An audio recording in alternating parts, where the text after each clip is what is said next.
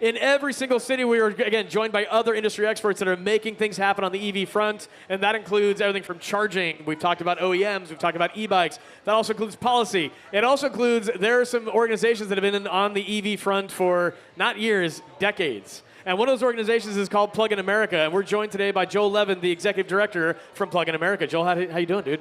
Thanks. It's great to be here. Yeah, so Plug in America, we've been around for close to 20 years. As an EV advocacy organization. We're a national association of EV drivers all over the country. So we do a mix of kind of advocating for good government policies around EVs and doing public awareness and education on EVs for, like I said, almost 20 years now, although this is a pretty incredible event. They're doing a lot of public awareness today, right now, which is really exciting. So great to be here. Again, you as you mentioned, 20 years. Again, these are the early drivers, the early adopters. A lot of, again, the Electric Vehicle Association, Plug in America was born out of that. It really is the advocacy group that started it all in a lot of ways. I mean, we're dating ourselves back to like, who took my EV1 type moments, right? Yeah, for sure. When Plug in America started, it was just a handful of EV advocates who felt like they had discovered this new technology, this new way to get around. Again, this is 20 plus years ago, and they felt like no one knew. They're like, why aren't people driving these cars? These are better cars. They're better in all respects. They're more fun to drive. You don't get junk on your hands. They're better for the environment. They're better for the economy. You fuel up when you're at home. No one knows about it. And so people started doing public awareness, letting people test drive their cars, and gradually it's grown over time. But yeah, these are very early adopters back when EVs weren't even commercially available. This is before 2011. Almost like some of them were making their own cars, right? I mean, this is really where this is the tinkerers that started a lot of this stuff. Yeah, for sure. I mean, what was your first EV, like a proper commercial EV? Yeah. My first EV was a Mercedes B-Class. Oh, wow, that's like, wow. Wait, I don't know. Have you ever driven one of those? Yeah, I have. And I mean, that's almost like obscure. Like, what year was that? Oh, this 13, was 14? This was 2015. Okay. Yeah. It was not a good experience, unfortunately. Mercedes isn't here today. It was their first kind of like delved into it. It was like their first real marketable car, right? Yes, it actually had a Tesla drivetrain in it that Mercedes had brought in, and there were some incompatibilities between the Tesla parts and the Mercedes parts. So that was all under the carpet, Joel. You were totally fine. Yeah, right. The seats were great. Excuse me, the seats were great. The seats were awesome. The customer service was fantastic. After that, our next car was a Nissan Leaf. We said, I want something that's tried and true and reliable, and a lot of people have driven them. And we got a Nissan Leaf after that, and I still have the Leaf. I love it. The Leaf is an awesome car. And that's the thing is that once you get the EV that you do love, I've had my car for 7 years. It's like, it's one of those things that just kind of like, I don't need to trade it in. I can get it updated. It's still got, again, the range is still great. All those things combined. We were talking a little bit earlier before we started about all the things that Plug in America does focus on. At the end of the day, it's about the driver. The driver is, and again, people that are here at Expo learning about EVs for the first time. From your perspective, what are the areas that, again, even in an event like Expo, what are those things that you think still we need to focus on as an industry to say, this is going to make for the best opportunity to get more people to say yes to going electric? Right. Well, definitely, I think one of the big challenges is getting charging into apartment buildings and making more charging for people who can't charge at home. One of the things, we do a lot of surveys, and we find that when you ask people, what do you like best about driving an EV? One of the things that always comes right up at the top is the ability to fuel at home. Oh, yeah. People love being able to fuel at home. And for the small handful of people who don't have a good experience with an EV, it's almost always because it's an apartment dweller who can't charge at home, who doesn't have convenient charging somewhere else. They have to go navigate and find their fill-up. Yeah, right, and it's like a pain. They're like hunting around for it. So one of the things that we tell people is really, really important. When you're thinking about buying an EV, you want to figure out where you're going to charge your car. You need somewhere convenient and reliable that you can fuel on a pretty regular basis, if not every day, every week. As a homeowner, it's, like as we described, it's built in. Yeah, if you have a single-family home and you're a homeowner, you're all set. You fuel in your driveway. If you don't, there's still lots of good options, but you need to figure it out in advance.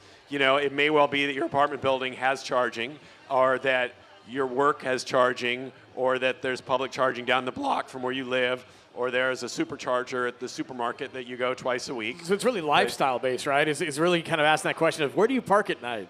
And if they say, I don't have dedicated parking, I street park, or whatever they give you as feedback, it really launches you into the way of saying, here's your ownership experience, and here's your ownership experience. And really, we as an industry need to know how to navigate that on behalf of people that kind of don't know what they don't know, right? Right, because when you buy a gas car, you don't think in advance, where am I going to fuel this car? Because you're like, Right. oh, there's gas stations out there someplace, right? But with an EV, you kind of need, if you've never had an EV, you need to think about that in advance and kind of plan for it. Or, it may work out fine, but it may be that you're scrambling for charging, and it's not an ideal experience. So you need to think about it. And the work that you're doing on a daily basis, even through Autel now, is a lot of this discussion comes up. I mean, every single day. It's like we got to address the multi-unit dwelling people. We got to make sure that they have access. And if they don't have access, how do we give them that opportunity away from home? I mean, there's so many ways that we discuss as an industry how we need to solve this. And there's a lot of us working on it daily. But I mean, what do you think based on what Joel's talking about? I mean, what are our options? I mean, definitely multifamily residential is like still the biggest, opportunity for this industry, in level 2. And I'm glad to see like the numbers going up. This year we have seen a huge jump in multifamily residential installations. However, we're still far from where we need to be, especially with some of the retrofits that are a little bit harder to do in aging buildings and whatnot. So, Right. be able to make up for that little bit of an infrastructure gap is very important. However, let's just say that I live in an apartment and I don't have access to charging, but I really want to stay living there, and I want to try to bring in charging to where I'm living. Like, do you have any advices for that we can point to? Like any resources about what I should be putting in front of my landlord? So one thing that's kind of a surprise for people is that while you need reliable access to charging, it doesn't need to be high-power charging. It could be a plug. It could be a plain old plug. It's based on dwell time of the car, right? Yeah, right. The longer you're going to be parked somewhere, the slower the charging can be, and it's just fine. We found, in fact, people in single-family homes, about a quarter of them just charge on a regular 110 plug. I plug my car into a regular outlet because I just don't There you drive as much as needing to. My wife drives more than I do, so we upgraded her plug. But for me, I don't have to worry about it as much. Yeah. Yeah, so overnight you can get around 40 miles of range, which doesn't sound like a ton, but ask yourself, how far do I drive in an average day? And so it might well be, if you're driving less than 40 miles a day, which is most people, that just a plain old plug might totally meet your needs most of the time. And when it doesn't, maybe you go to a fast charger or something. So it's. Oh, sorry. Go ahead. No, I mean, that's totally right. I mean, think about how far am I driving every day? Like, how far is my commute? Like, my first EV was a Chevy Spark. Chevy Spark. Oh, that thing is so fun. Right? It's torque for days. It's like a little go-kart. That thing was so rad to drive. I loved it. Range was like 80 miles. Yeah. So my commute was about 40 miles. But, so you were coming home like on E. But thankfully, I had charging at work. Right? Okay. So I could really dial it in. So at the end of the day, it's, okay, what do I need this car for? How long am I driving? And really dial it in. Sometimes it's all it takes. And you said that was your first EV? That was my first EV. So it was like a 20, because you were like 2015 for your Mercedes? Yeah, the Mercedes was a 2015 and the Leaf was a 2016. Okay. That was 2016 for me. For the Spark EV? For the Spark, yep. And what's interesting is, like, think about that. So we're talking about basically a decade back, right? And so a decade back, as you described it, it's just like, I was pushing my luck a bit. And as you said, you're like, this wasn't the best car. It could have improved. Fast forward 10 years, and we're sitting here right now talking about, well, what do we have here for variety? It's just kind of insane what we've all seen evolve. But as you're describing, it still boils down to, it is about where you live, how you live, what your lifestyle is, that will then dictate how the ownership experience will work for you. So the charging piece that we just unpacked a bit, beyond that, what are you seeing from the surveys that you guys have that is that other element that people have those questions about beyond the charging? There's much less about, you hear about range anxiety. Range anxiety actually is not really a thing for most people who drive an EV. If you get the right EV for your needs and your lifestyle, you will not be thinking about range. You have a sense of what your car can do, and you work with that, and you're fine. And so people have, I would say there's kind of charger anxiety, like when you pull up to a charger, Sure. Is it going to work? Is it going to take your credit card? Will it meet your needs? But in terms of range, that kind of goes away. Particularly as we're getting to, where typical cars now go 250, 300 miles. range isn't really a problem. It's kind of having reliable access to charging. Well, and so one thing we're talking about too is because again, your Spark got 80 miles of range ish. What was your Mercedes getting the first one you had? 70 on a good day. Yeah. Not even that much. And so, but the vehicles we see today, Lucid's the champ right now at over 500. 500, yeah. Yeah, and then you see that you can take again if you drive a Silverado EV super slow, you can get 1,000 miles out of that thing. If you have a battery the size of like another small car. But I think what we've shown, again, in the last decade, the advancements we've seen in the battery tech, energy density in the batteries, combined with the fact that we have fast charging that really is like a 15-minute fill-up for the newest cars, it really is, again, a leap forward. What do you think that, based on everything you've seen thus far for what Plug-in America gets in survey feedback, what drivers are thinking, where do you think that where you're still needing to fill some gaps? Again, I think it's around multifamily charging is a big thing, and public education. There's starting to be a lot of kind of disinformation around fires and EV safety, which is really not a concern, or not a major concern. I mean, EVs are dramatically safer than gas cars. I'm assuming it's just sensationalized because, again, it's the new topic. It's getting gas cars have fires all the time. No one's going to click on that article, but if someone says, EV caught fire, I got to read about that. Is it more of just a sensationalism thing, you think? Yeah, for sure. I mean, gas cars have fires constantly. I mean, well, they're literally exploding in front of your knees when you're driving it. Like it's like yeah, pop, right. Pop, pop, pop, I mean, no one talks about this, but when you're driving around with 15 gallons of gas, that's a bomb. That's a flammable thing. Yeah. So that is a piece of misinformation that is starting to be like replayed a lot online. And is it partly too because, again, for all the things that you've seen from the data and feedback, something like Expo showcases that you can come to this as an everyday consumer that doesn't know anything about EVs and have a lifestyle experience that's kind of like fun and just really meant to be surface level, just here's some stuff, learn about it. But if it's online and it's digital, sometimes that stuff will catch, without a lack of a better phrase, catch fire and spread. Because it's just, again, it's the, I don't know any different. So this is, how do we fight that? How do we fight the digital misinformation piece? I mean, what do we do? A lot of it is word of mouth. One of the things we've seen is as EVs have become normalized, like more and more people know somebody who drives an EV, and people talk with their friends about it, as with any kind of new technology. I think that's how people learn, is from their friends. And so we've seen in the last year or two, people's concerns about EVs, about a whole range of topics, have come down. So it gets just diminished because they're getting better exposure to people living the life. Yeah.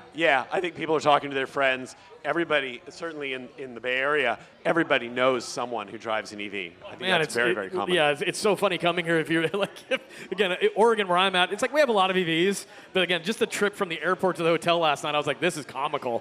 It's like, everywhere you turn around, it's like there's just another EV on the road. No, for sure. And even when you look at ride-share type of services, in the Bay Area, it's pretty much like, almost all EVs, because the math just plays out well that way. One of the things that I think is really cool is that EVs, you can do a lot with an EV that you can't do with a gas car. So, for example, we just went camping a couple weeks ago and slept. We have a Model Y, and slept in the back of the Model Y. We put it in camp mode, and it was awesome. It was incredibly comfortable, and you can't do that in a gas car. You can certainly sleep in a gas car, but to your point, like the amenities that come along with the benefits of having something electrified. Have temperature control. Right, you can do so much more stuff. Yeah.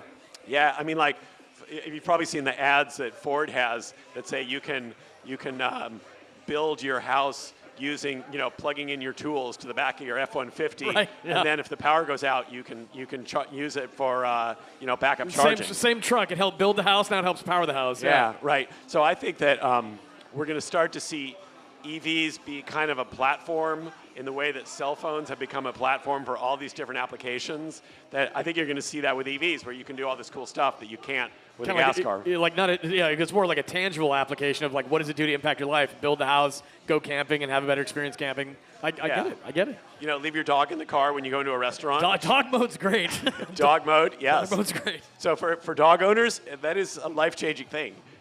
Absolutely, and I mean, we're thinking about new generations, growing up with, electric school buses and electric vehicles and whatnot, and I think that also, like, people being creatures of habit, we tend to, Right. to become comfortable with the things that we are most exposed to. So I think that, I guess it's a work in progress. Yeah, it's kind of a deconditioning, right? It's like we've got a lot of people that have just known what they've known for so long, and a lot of what you're describing is part of it has to be part of your lived experience, right? And so the exposure you get from friends and family that have the product and can say, here's how it works for me. Events like Expo, frankly, that's a big part of what is the Expo experience, is that you get to come get hands-on, and it's really at your own pace. It gives you the agency to engage with the product how you want, test drive how you want, ask the questions you want.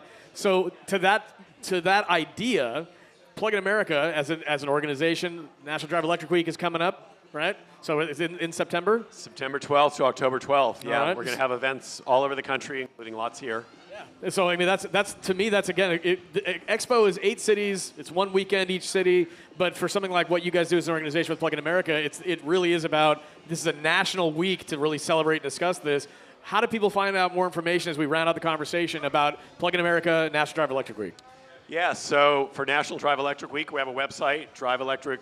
It's actually Drive Electric Month now, so driveelectricmonth.org. Keep expanding it. I know, we just changed it this year because it was getting so large. So we have hundreds of events across the entire country, and they're locally organized. They're community driven, so generally they're organized by local car clubs, environmental groups, cities, utilities, EV activists. So it's a different vibe than this. They're much more kind of community-based. They're smaller events than this is, but they're everywhere. They're all over the country. And then we also have in the spring, Drive Electric Earth Month is the whole month of April. So, and those are a chance. Part of what we believe is that the opportunity to drive a car and talk with EV drivers, that EV drivers are kind of the best advocates for the cars, because people can tell you about the real lived experience of being in an EV. Right, yeah. So that really matters a lot. One of the interesting things about EVs is that they tend to sell in clusters. Once there's an EV in a neighborhood, it's much easier to sell the second EV and the third and the fifth. Neighbor talks to that neighbor, Right. kind of bounces down the Yeah. street kind of thing. Yeah. And the places where there's no EVs, it's very hard to get the first one into that neighborhood. Sure, yeah, first movers. Yeah, one thing that I noticed is that great opportunity to advocate for EVs is when you wash your car in your driveway. Like literally everybody will stop by. It's like, hey, how do you like driving electric? And that's a great opportunity to just, get some awareness out there. It's people feel comfortable. Again, events like Expo, it's not meant to sell, it's meant to experience. Same thing, again, National Drive Electric Week, it's really meant to experience, talk to everyday people that are from your community to say, look, I just want to ask you as another person that lives in the area, okay, give me your 2 cents on these questions about how and where I charge, what do you feel about power, all those different things. When you talk to someone who's lived it, it really helps add a level of authenticity to the option for you to say, okay, yeah, this could be for me. So URL-wise, we talked about National Drive Electric. For Plug-in America, how do they find you guys for Plug-in America? Pluginamerica.org is our website. That's where we have all of our information about kind of what's going on with EVs around the country, about EV policy, about the tax credit. If people are aware, the tax credit is ending September 30th. So if you're thinking about getting an EV, do it before September 30th. If you're not sure whether you're eligible or whether the vehicle you're looking at is eligible, we have a checklist. So on our website, there is a tax credit checklist that you can go through and be sure that you are eligible for the credit. And also be sure when you're going to a dealer that dealer is signed up with the IRS to get the credit. So it's very important that before you buy a car, you've gone through the checklist, you know you're eligible, you know the dealer is qualified, and make sure September 30th is the deadline. So pluginamerica.org, get that information on that checklist.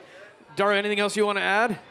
No, keep doing what you're doing. The guys are doing a great job, and we've been doing it for a while. So Events like Electrify Expo wouldn't exist if it hadn't been for the work and the groundwork and what had been done by Plug-in America, the advocates that were early on, all those early adopters, the people that were building their EVs. Yeah, all you have to tell them is like, hey, I have my Mercedes, B class. I have a Chevy Spark. That's all you need to tell people. Like, you guys have it easy. Well, Joel Levin, thank you so much for joining us again. This is the EV Reality Check booth powered by greencars.com. If you want more information about Plug-in America and, again, getting information about buying some of those cars, pluginamerica.org. Joel, thank you so much for coming by. Thank you guys for having me.